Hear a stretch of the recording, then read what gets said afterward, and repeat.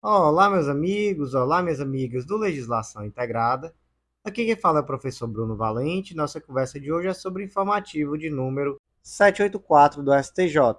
Antes de começar, não deixe de se inscrever no nosso canal, seja no Spotify, Deezer, Apple Podcasts, Google Podcasts ou no YouTube, nem de ativar o sininho para ficar sabendo de todas as novidades. Se inscreve também no Instagram, @legislação_integrada, onde todo dia tem novidade. E o mais importante de todos os convites, acesse legislaçãointegrada.com.br e vem conhecer o Clube da Lei, o clube de membros que dá acesso a todos os materiais de lei seca e jurisprudência do Legislação Integrada e a mais de 100 planos de leitura.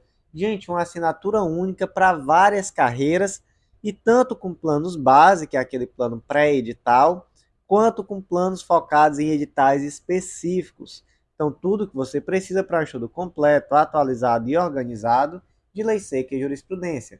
Conhece também o Mapa do Aprovado, esse curso que te ensina a organizar os teus estudos de uma forma super estratégica e com muita autonomia. E por último, conhece a Editora Integrada, essa parceira que vem para te ajudar a viabilizar aquela publicação, daquela monografia, TCC, tese, que está ali na gaveta e pode se tornar um livro publicado com ISBN, com selo editorial e quem sabe até pode ser muito útil em uma futura prova de títulos. E meus amigos, sem mais delongas, vamos começar comentando a nova súmula do STJ, súmula 657, que tem o seguinte texto: atendidos os requisitos da segurada especial do RGPS e do período de carência, a indígena menor de 16 anos faz jus ao salário maternidade. Então vamos lá. Primeiro ponto. O sistema previdenciário protege os indígenas, caso eles desempenhem trabalho remunerado. Esse é o primeiro ponto. Então tem diferença se é indígena? Não tem. O indígena que desempenha um trabalho remunerado, ele tem proteção previdenciária normalmente, inclusive a Convenção 129 da OIT e o Estatuto do Índio trazem essa necessidade de proteção previdenciária ao indígena. Segundo ponto, gente, temos aqui um caso concreto, né, que deu origem a essa súmula, de que a segurada especial ela era indígena e ela era menor de 16 anos, então, em tese, ela não poderia ainda estar trabalhando. Ela até poderia participar de um programa de aprendizagem, mas não era o caso. Ela, de fato, era segurada especial, trabalhava, tinha menos de 16 anos. Engravidou. Essa adolescente terá direito de receber salário maternidade? Terá, gente, porque a norma protetiva que impede que o adolescente menor de 16 anos exerça um trabalho, ele tem finalidade protetiva, é uma norma protetiva, né? Então, o objetivo dela não é limitar direitos. Nesse caso concreto, de fato, a adolescente trabalhava, não podia trabalhar, mas trabalhava e era segurada especial. Então, ela não vai ter uma situação que vai vitimizar em virtude de uma norma protetiva. Portanto, ainda que fosse irregular o trabalho, ela não deveria trabalhar, ela era menor de 16 anos, mas isso não vai impedir o pagamento do salário maternidade. E muito menos vai impedir o fato dela ser indígena. Então, como é que ficou a súmula? Atendidos os requisitos de segurado especial do RGPS do período de carência, a indígena menor de 16 anos faz jus ao salário maternidade. O próximo julgado de hoje é da primeira sessão do STJ. Foi inserido na Lei 8.112 de 90, Lei dos Agentes Públicos, destaque da seguinte forma: a falta de intimação do servidor público após a apresentação do relatório final pela comissão processante em processo administrativo disciplinar não configura ofensa às garantias do contraditório e da ampla defesa ante a ausência de previsão legal. Vamos lá, vamos entender. Primeiro ponto. Quais são as fases do processo administrativo disciplinar? Elas estão previstas no artigo 151 da Lei 8.112 de 90. Fase de instauração, fase de inquérito administrativo e fase de julgamento. E aí, vamos lá. A fase de instauração. ela começa com a publicação do ato que constituía a comissão. Essa comissão, gente, ela vai ser composta por 3 servidores públicos estáveis e o presidente dessa comissão ele tem que ser de um cargo igual ou superior ao investigado. Essa portaria de instauração do processo administrativo disciplinar, ela dispensa a exposição detalhada dos fatos a serem apurados. O termo aqui, que é utilizado na súmula 641 do STJ, é prescinde. E aí, gente, prescinde é dispensa, tá? Muito cuidado. Essa é uma palavra muito utilizada em pegadinhas. Então, nesse momento, não é necessária essa exposição detalhada dos fatos que serão apurados, até porque esses detalhes eles só vão ser do conhecimento da administração a partir do momento em que inicie a instrução, né, que é exatamente a fase 2, a fase de inquérito administrativo, que ela é composta por instrução, defesa e relatório. E aí temos a comissão processante, temos a portaria de instauração do processo administrativo disciplinar, vamos para a segunda fase, a fase de inquérito administrativo. Nesta segunda fase, eu preciso destacar uma súmula que é fundamental, súmula vinculante 5. A falta de defesa técnica por advogado no processo administrativo disciplinar não ofende a Constituição, então não é necessário que haja uma defesa técnica, mas o servidor ele tem direito à ampla defesa, inclusive ele tem direito, caso ele queira, a nomear advogado. E aí passa a instrução, defesa e ao final vem o tal do relatório. O relatório ele tem que ser conclusivo, ele vai de acordo com tudo aquilo que foi produzido, todas as provas produzidas, ele vai motivar uma recomendação, que pode ser uma recomendação de absolvição ou de condenação. E caso seja de condenação, ele vai ter que sugerir a punição aplicável. Então, tem que ser um relatório conclusivo e vai concluir ou por absolver ou por condenar. E em concluindo por condenar, tem que sugerir a pena a ser aplicável. Após a publicação do relatório, gente, aí é que nós chegamos no julgado. É necessário que a defesa do investigado seja intimada do seu teor, oportunizando, inclusive, que ela impugne, que ela traga novos argumentos? Não, não é necessário. Por quê? Porque a defesa ela já ocorreu durante a fase de inquérito administrativo. A fase de inquérito administrativo, a instrução, defesa e relatório. Apresentou o relatório, acabou a fase de inquérito administrativo. Daí para frente é fase de julgamento. Como ficou aqui o destaque, então, do julgado?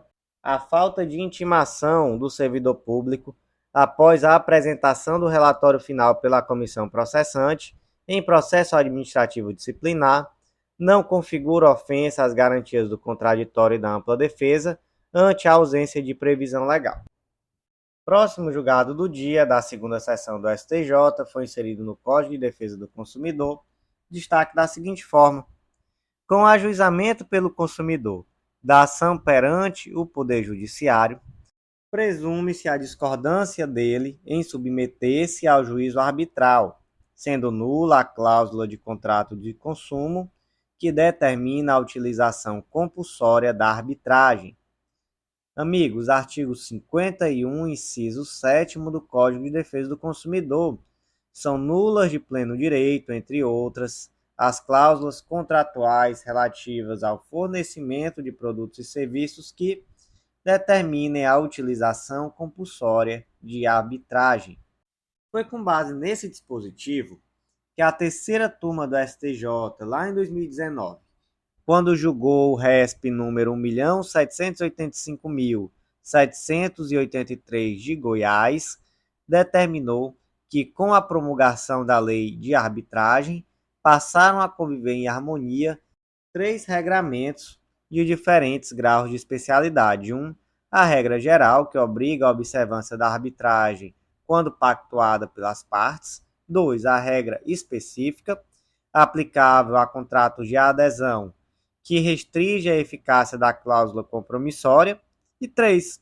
A regra ainda mais específica, incidente sobre contratos sujeitos ao Código de Defesa do Consumidor, sejam elas de adesão ou não, impondo a nulidade de cláusula que determine a utilização compulsória de arbitragem, ainda que satisfeitos os requisitos da Lei 9307 de 96, a Lei de Arbitragem. Portanto, no caso aqui do direito do consumidor, como nós vimos aqui nesse RESP, é a regra ainda mais específica, ainda mais protetiva. Então, se houver a cláusula que determine utilização compulsória de arbitragem, essa cláusula é nula de pleno direito. E aí você pergunta, então sempre que tiver cláusula arbitral em situação consumerista, vai se tratar de uma cláusula nula? Não, né, gente? É nula quando determinar a utilização compulsória de arbitragem. Mas aí você imagina, então, que tem um contrato, nesse contrato tem uma cláusula compromissória, ela está em negrito, tudo certinho, ela foi assinada à parte, essa cláusula compromissória, tudo certinho.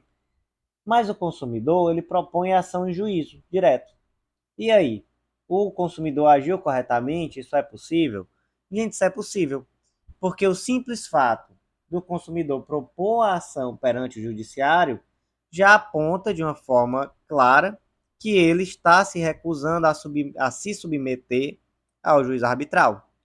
Então, a partir do momento que ele propôs a ação, ele discordou da cláusula compromissória. Simples assim, gente. Não seria viável, não seria protetiva a norma que exigisse que o consumidor precisasse primeiro ir ao juiz arbitral com um objetivo, por exemplo, de pedir a declaração da nulidade da cláusula para depois propor a ação no judiciário. Não, de forma alguma. Isso seria totalmente contraproducente, isso seria totalmente antiprotetivo. Então, na prática, se ele propôs a ação é porque ele não concorda com a cláusula arbitral. Então, destaque com o ajuizamento pelo consumidor de ação perante o Poder Judiciário, presume-se a discordância dele em submeter-se ao juízo arbitral, sendo nula a cláusula de contrato de consumo que determina a utilização compulsória da arbitragem. Próximo julgado do dia é da terceira sessão do STJ, foi inserido na Lei de Execução Penal, destaque da seguinte forma: a proibição genérica do consumo de álcool, imposta como condição especial ao apenado, com a argumentação geral de preservar a saúde mental do condenado ou prevenir futuros crimes, deve vincular a necessidade da regra às circunstâncias específicas do crime pelo qual o condenado foi sentenciado. Meus amigos, lá no artigo 115 da Lei de Execução Penal, está determinado que o juiz poderá estabelecer condições especiais para a concessão do regime aberto, sem prejuízo das seguintes condições que são gerais e obrigatórias. Quais são? Permanecer no local que for designado durante o repouso e os dias de folga, sair para o trabalho e retornar nos horários fixados, não se ausentar da cidade onde reside sem autorização judicial e comparecer a juízo para informar e justificar suas atividades quando for determinado. Então, essas condições são gerais e obrigatórias para todos aqueles que forem para o regime aberto. Só que aí o juiz também pode fixar condições especiais. Essas condições, elas têm que ter alguma relação com o crime, alguma relação com a prevenção da reiteração criminosa. E aí tem que ser justificado, né? Obviamente, é especial, tem que ser algo justificado, foge daquilo que é geral. Nesse caso concreto, o juiz simplesmente proibiu que o apenado tomasse aquela cervejinha. Olha, se você for pego tomando uma cervejinha gelada, nem que você esteja em casa, tá calor, tá 45 graus na sombra, você tá em casa. Se a polícia passar e lhe ver tomando uma escolzinha gelada, você esteja preso. Veja só que situação, né, gente? Tem sentido? Gente, abstratamente não tem o mínimo sentido, né? Não tem o mínimo sentido. Até porque, se queira ou não, você concorde com isso ou não, o consumo de álcool no Brasil não é proibido. Agora, se o juiz justificar, então, por exemplo, imagina que um indivíduo ele foi condenado por uma agressão no seio doméstico, que seja, e todo mundo, todas as testemunhas, ele mesmo, a esposa, todo mundo relatou que ele, quando bebe, fica agressivo. Relatou também que ele não consegue beber pouco, ele é alcoólatra. Então, nesse caso, se ele beber a primeira cerveja, ele vai beber, beber, beber sem parar. E aí vai estar submetido, né, suscetível, melhor dizendo, a uma reiteração criminosa. Em um caso assim, gente, até vai lá, o juiz até pode sim justificar concretamente e dizer: você não vai poder ingerir bebida alcoólica enquanto estiver cumprindo pena em regime aberto. E, gente, vamos lá, né? Num caso desse, até em um caso desse eu acho complicado, sabe? Porque quando se vê um indivíduo que ele realmente é alcoólatra, é uma condição. E aí talvez fosse melhor que o juiz determinasse, por exemplo, a participação em um grupo de apoio, ou então um tratamento de saúde com a finalidade de combater, né, de superar essa situação de alcoolismo. Então, simplesmente proibir de beber, mesmo nessa condição, eu penso que não faz sentido. Então, fica a reflexão. Mas o fato é que, pelo destaque do julgado, aquilo que nós conseguimos extrair é que, se houver uma fundamentação concreta, até é possível essa limitação. Mas fica a reflexão: se um dia chegar a vocês, como juízes e etc., ou como operadores do direito, alguma situação dessa, evitem uma proibição desse tipo. É melhor que vocês determinem um tratamento, porque a proibição, fatalmente, em algum momento, se a pessoa é doente, se a pessoa é alcoólatra, ela em algum momento vai voltar ao encarceramento por conta disso, porque é uma condição clínica, é uma condição de saúde. Mais do que está vedado, né, de uma forma, enfim, com toda a razão, é a vedação genérica ao consumo de álcool, sem nenhuma justificativa concreta para tanto. Então, como é que ficou aqui o destaque do julgado? A proibição genérica de consumo de álcool imposta como condição especial ao apenado, com o argumento geral de preservar a saúde mental do condenado ou prevenir futuros crimes, deve vincular a necessidade da regra às circunstâncias específicas do crime pelo qual o condenado foi sentenciado.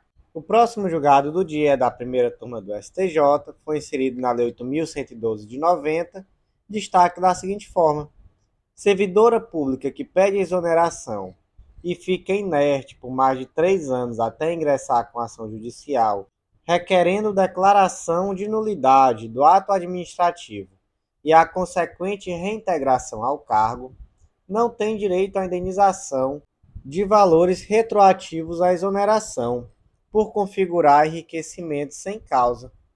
Então, meus amigos, o caso concreto aqui é o seguinte: foi verificada a nulidade da exoneração de uma determinada servidora pública.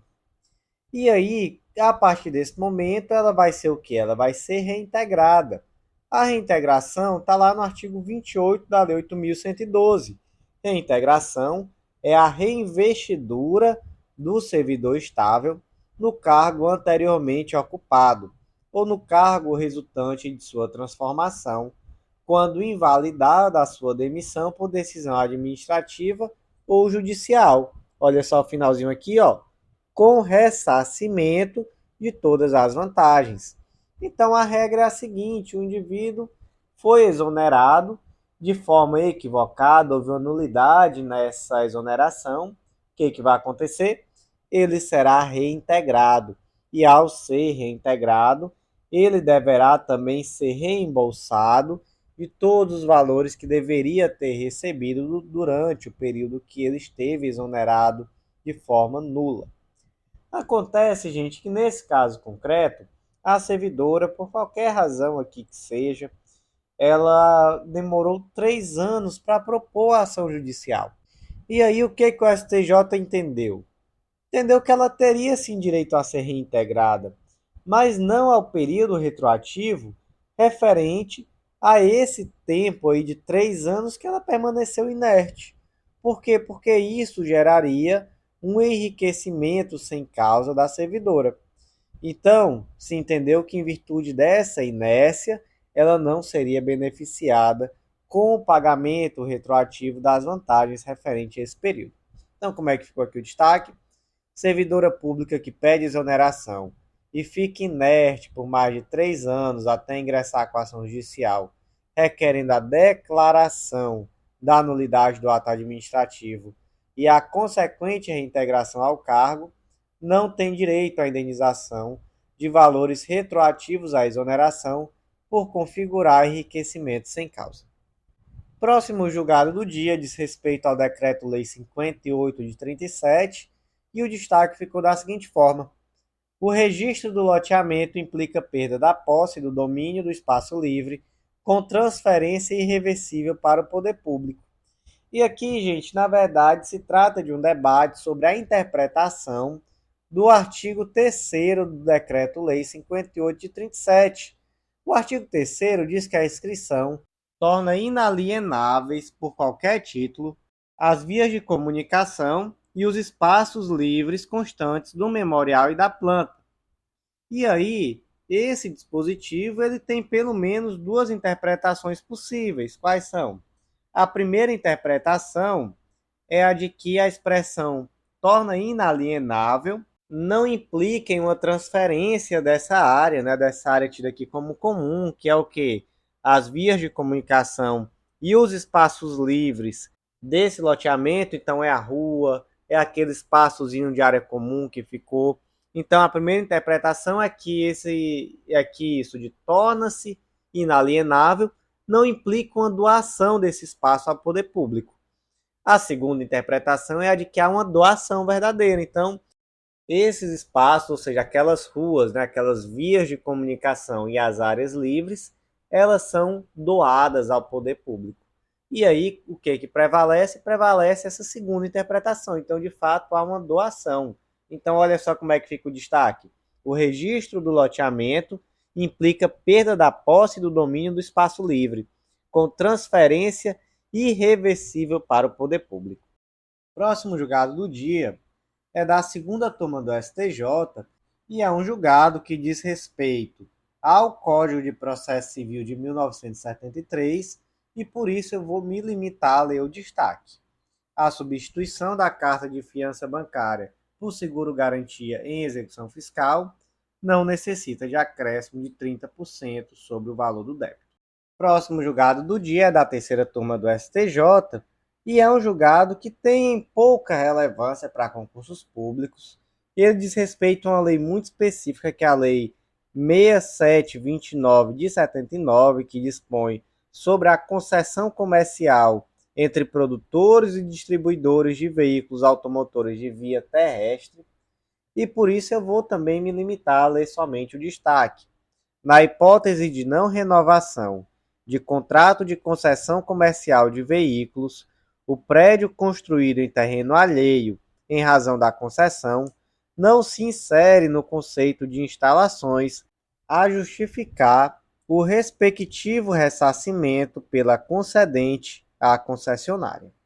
Próximo julgado do dia foi inserido na Lei 9279 de 96, Lei da Propriedade Industrial, e o destaque ficou da seguinte forma: a proteção da marca, seja ela de alto renome ou não, busca evitar a confusão ou a associação de uma marca registrada a uma outra, sendo imprescindível que, para que exista a violação ao direito marcário, haja confusão no público consumidor ou associação errônea em prejuízo do seu titular.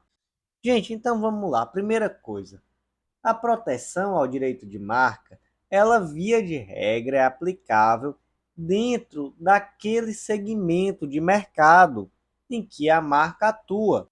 Veja só o que diz o artigo 129 da Lei de Propriedade Industrial. A propriedade da marca adquire-se pelo registro validamente expedido, conforme as disposições desta lei, sendo assegurado ao titular seu uso exclusivo em todo o território nacional. E aí o dispositivo segue para tratar sobre situações mais específicas, tais como as marcas coletivas. Mas vamos lá. Eu Bruno dou início a uma atividade econômica, que é uma fábrica de chinelos. E o nome do meu chinelo é Chinelo Marajoara. Registrei a marca Marajoara. Em todo o território nacional, eu tenho direito exclusivo de uso da marca Marajoara. Mas, gente, se o Zezinho der início a uma loja de copo, que o nome é Copo Marajoara, eu não tenho como evitar que o Zezinho utilize essa marca.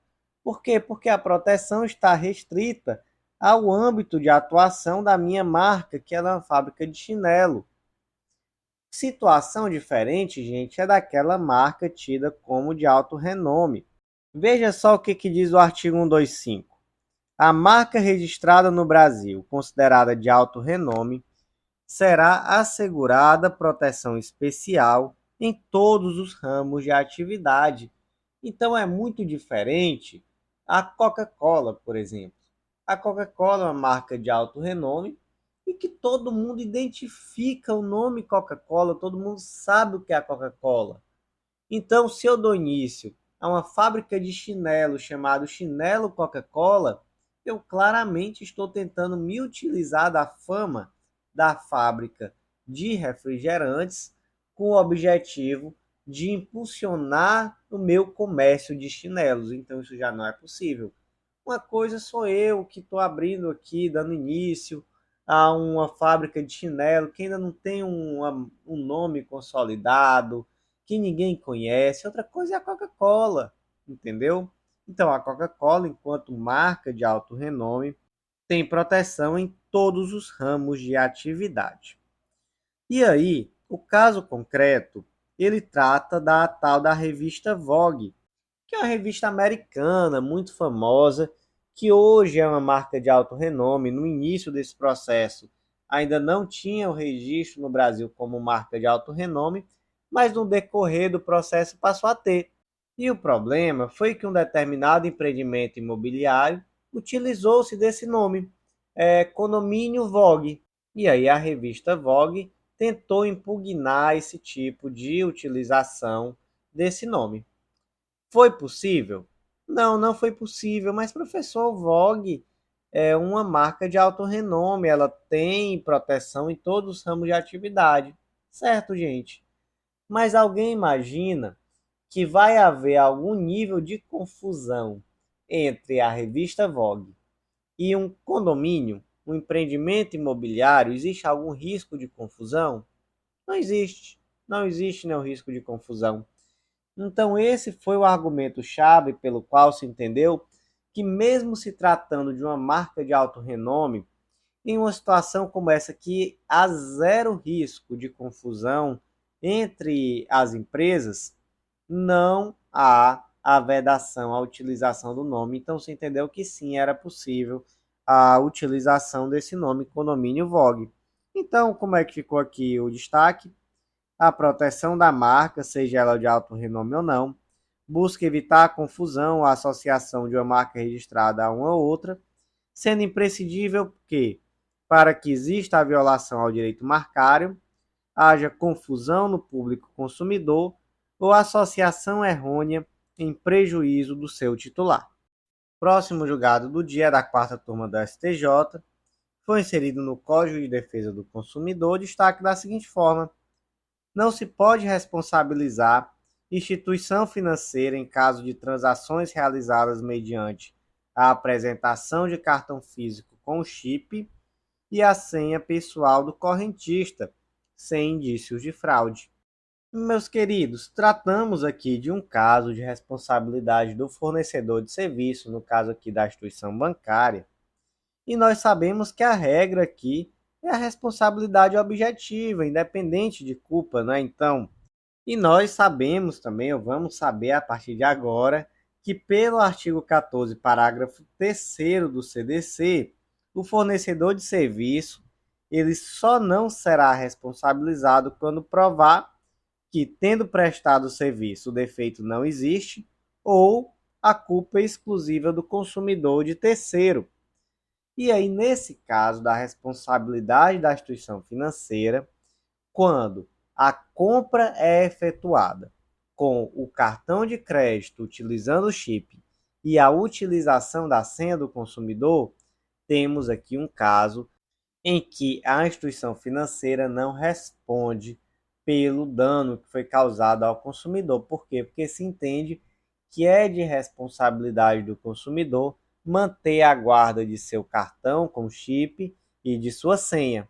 Portanto, se o consumidor, por exemplo, perde o cartão e alguém efetua uma compra com esse cartão utilizando a senha, realmente não há como se cogitar, em regra, não é pelo menos como nós vamos ver, que a instituição financeira será responsabilizada. Quando, gente, que nós conseguimos excepcionar essa regra?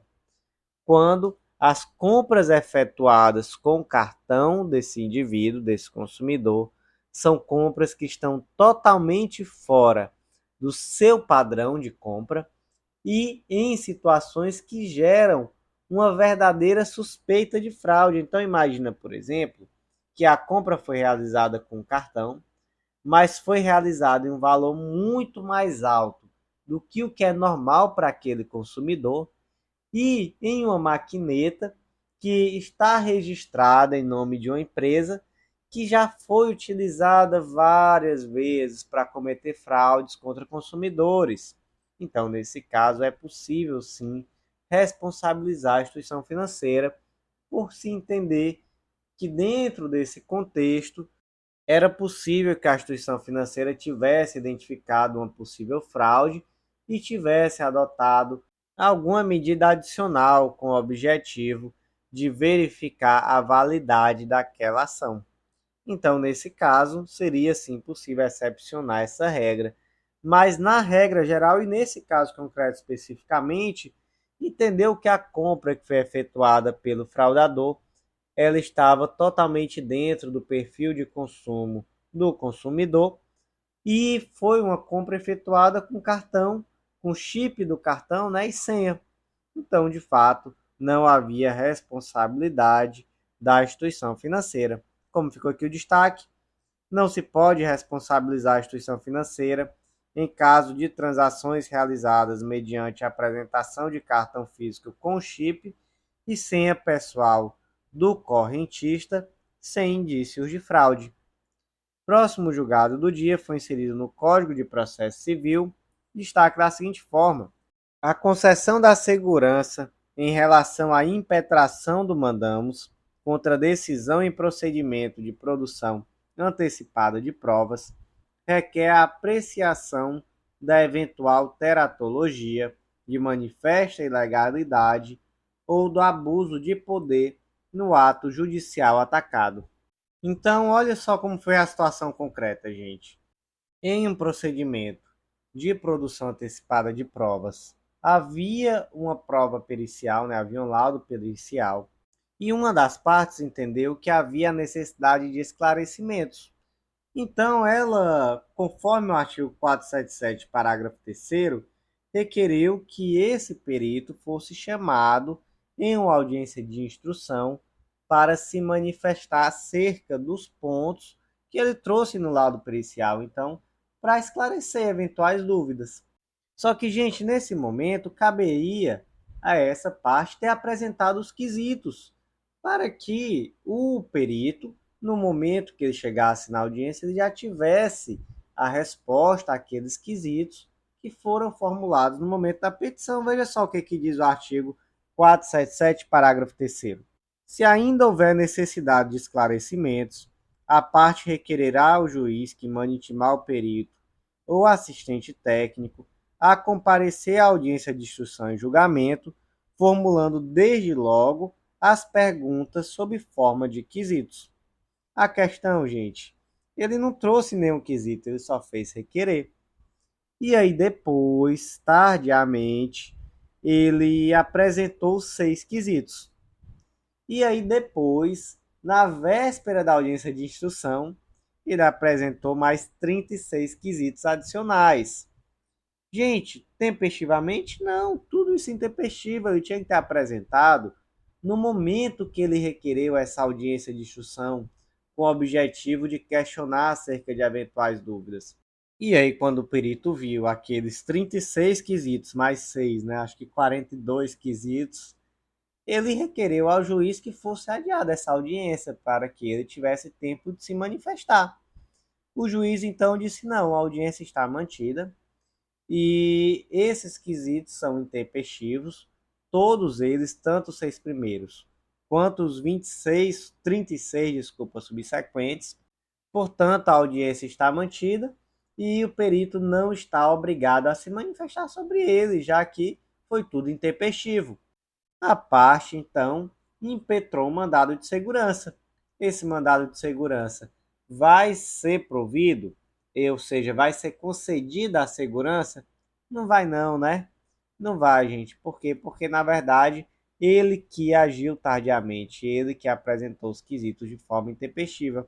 E quais são as únicas hipóteses em que um mandado de segurança desse tipo deve ser deferido? Quando houver manifesta ilegalidade ou abuso de poder ou decisão teratológica. Nenhuma dessas situações está presente, portanto, não será concedida a segurança. Então, como é que ficou aqui o destaque? Vamos reler.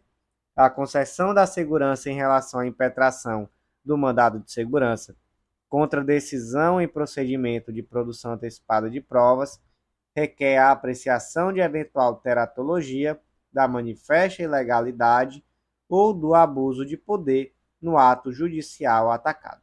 Próximo julgado do dia da quinta turma do STJ foi inserido no Código de Processo Penal destaque da seguinte forma: para fixação de indenização mínima por danos morais, nos termos do artigo 387, inciso 4 do Código Penal, não se exige instrução probatória acerca do dano psíquico, do grau de sofrimento da vítima, bastando que conste pedido expresso na inicial acusatória, garantia suficiente ao exercício do contraditório e da ampla defesa.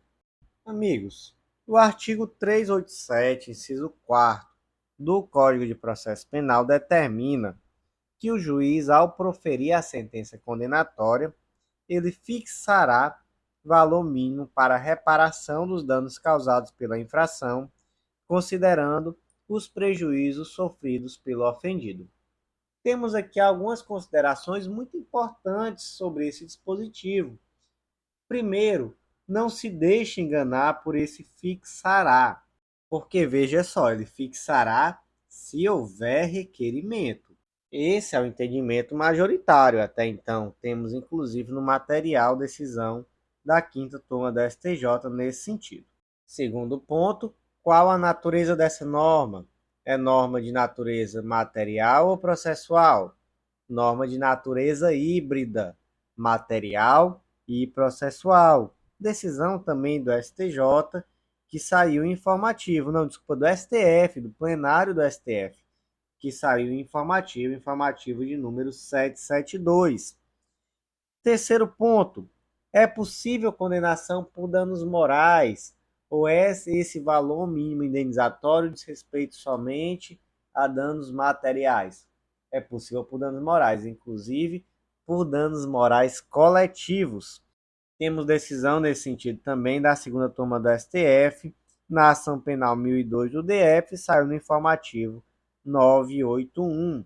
Mais um ponto importante, reconciliação da vítima com o agressor faz com que não seja mais possível fixar o valor mínimo de reparação? Faz não, tá, gente? Fixa o valor mínimo de reparação e cabe à vítima decidir se vai ou não executar. Mas vamos voltar para esse ponto anterior, né, sobre danos morais, porque é sobre isso, na verdade, o julgado. Há uma fixação no valor mínimo. Isso significa que, posteriormente, uma ação civil é possível, inclusive, requerer uma majoração, porque é simplesmente ali um valor mínimo. Isso, inclusive, é algo que pode ser questionado. Será que essa foi a melhor opção? Será que não era melhor já resolver isso tudo de uma vez? Porque ao trazer tão somente um valor mínimo, você traz uma possível revitimização, com a necessidade da propositura ainda de outra ação posteriormente. Mas o fato é que é um valor mínimo, é possível dano moral e dano material, tudo certo. Mas aqui temos uma especificidade. Em relação ao dano material, só é possível essa fixação do valor mínimo indenizatório a título de dano material se houver prova no sentido do dano material. Então, é necessário que se demonstre em que medida houve esse dano material. Por outro lado, quando falamos de dano moral, já podemos partir de uma presunção. Então, em muitos casos, é possível presumir a existência de um dano moral que decorre da mera conduta. Então, mesmo que não haja prova efetiva do dano moral, é possível essa fixação. E aí temos, inclusive, uma tese repetitiva, o tema 983, que trata sobre violência doméstica contra a mulher. Veja só, a mulher foi agredida no âmbito doméstico. Faz sentido você dizer que dessa agressão já se pode presumir um dano moral? Eu acho que faz, né, gente? Faz todo sentido. E, meus amigos, nesse caso concreto, especificamente aqui nesse informativo, o que o STJ decidiu foi que não é necessária a instrução probatória para demonstrar a extensão do dano psíquico para a fixação desse valor mínimo indenizatório. Por quê, gente? Porque o Brasil, como nós vimos, ele não utiliza o sistema da acumulação de instâncias.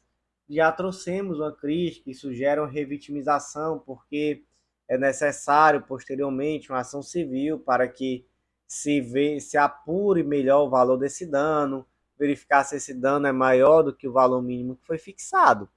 Então, como no caso concreto, no âmbito aqui da vara criminal só se vai fixar um valor mínimo indenizatório, não é necessário que haja uma prova efetiva da extensão do dano psíquico. Basta, então, para que se fixe esse valor mínimo indenizatório decorrente do crime, que haja um pedido expresso na petição inicial. Lembrando que aqui tratamos do valor mínimo indenizatório a título de dano moral. Então, como é que ficou aqui o destaque desse julgado? Para a fixação de indenização mínima por danos morais, nos termos do artigo 387, inciso 4 do Código Penal, não se exige instrução probatória acerca do dano psíquico, do grau de sofrimento da vítima, bastando que conste pedido expresso na inicial acusatória, garantia suficiente ao exercício do contraditório e da ampla defesa. O próximo julgado do dia da sexta turma do STJ foi inserido no Código de Processo Penal destaque da seguinte forma: ainda que os elementos de prova produzidos unilateralmente pelo Ministério Público e pela autoridade policial, juntados após a sentença de pronúncia, sejam nulos, não existe nulidade a ser reconhecida na pronúncia quando a fundamentação não utilizou essas provas. Caso concreto, gente, houve sentença de pronúncia. Neste momento, a parte pronunciada manifestou o interesse de apresentar recurso em sentido estrito e só depois disso a acusação apresentou determinados laudos que não estavam nos autos, né, até então. Pergunta: se trata-se de uma prova válida? Não, trata-se de uma prova nula. Por quê? Porque não houve a chancela judicial dessa prova, não houve o contraditório acerca dessa prova. Então, de fato, é uma prova nula. Mas, gente, essa nulidade torna a sentença de pronúncia nula? Claro que não, né? Até porque a sentença de pronúncia foi anterior. Houve uma nulidade após a sentença de pronúncia. Então, o correto aqui é simplesmente desentranhar a prova nula e não anular a sentença de pronúncia, já que a sentença de pronúncia, até por uma questão lógica, não se utilizou dessa prova nula. Portanto, gente, basicamente, partimos aqui daquela máxima de que nenhum ato será declarado nulo se da nulidade não resultar prejuízo, seja para a acusação, seja para a defesa. Onde é que está isso? Artigo 563 do Código de Processo Penal. Então, gente, como é que ficou aqui o destaque do julgado? Ainda que os elementos de prova produzidos unilateralmente pelo Ministério Público e pela autoridade policial, juntados após a sentença de pronúncia, sejam nulos, não existe nulidade a ser reconhecida na pronúncia quando sua fundamentação não utilizou essas provas. O último julgado do dia, inserido na Lei de Prevenção à Lavagem de Dinheiro Lei número 9613 de 98, destaque da seguinte forma: sem autorização judicial, é ilícita a solicitação de relatórios de inteligência financeira feita pela autoridade policial ao COAF, atual UIF. Então vamos lá, gente. Primeiro ponto. É constitucional o compartilhamento de relatório de inteligência da UIF, né, antiga COAF, e da íntegra de procedimento fiscalizatório da Receita Federal? Constitucional. Inclusive, temos tese de repercussão geral, é o tema 990 do STF. Vamos ler, gente, porque se trata de uma tese importantíssima. Tese de repercussão geral, tema 990 do STF. 1. É constitucional o compartilhamento dos relatórios de inteligência financeira da UIF e da íntegra do procedimento fiscalizatório da Receita Federal do Brasil, em que se define o lançamento do tributo com os órgãos de persecução penal para fins criminais, sem prévia autorização judicial, devendo ser resguardado o sigilo das informações em procedimentos formalmente instaurados e sujeitos a posterior controle jurisdicional. 2. O compartilhamento pela UIF e pela Receita Federal do Brasil, referido no item anterior, deve ser feito unicamente por meios formais de comunicação com garantia de sigilo, certificação do destinatário e estabelecimento de instrumentos efetivos de apuração e correção de eventuais desvios. Mas, gente, vamos diferenciar aqui uma coisa, tá? Essa tese trata daquela situação que a Receita Federal do Brasil, por exemplo, ela verifica uma movimentação estranha. O que ela faz? Ela compartilha essa informação com o órgão de persecução penal. Mesmo caso a UIF. Então é esse compartilhamento que ele se dá por meios formais de comunicação com garantia de sigilo. É diferente do contrário. Nesse caso, né, não é necessária autorização judicial. A Receita Federal verificou alguma coisa errada, verificou ali alguma situação potencialmente criminosa, ela vai compartilhar esses dados com o órgão de persecução penal atendendo a esses requisitos. Mas e o contrário? É possível que o órgão policial requisite essas informações sem que passe, né, portanto, pelo judiciário, sem requerer ao judiciário?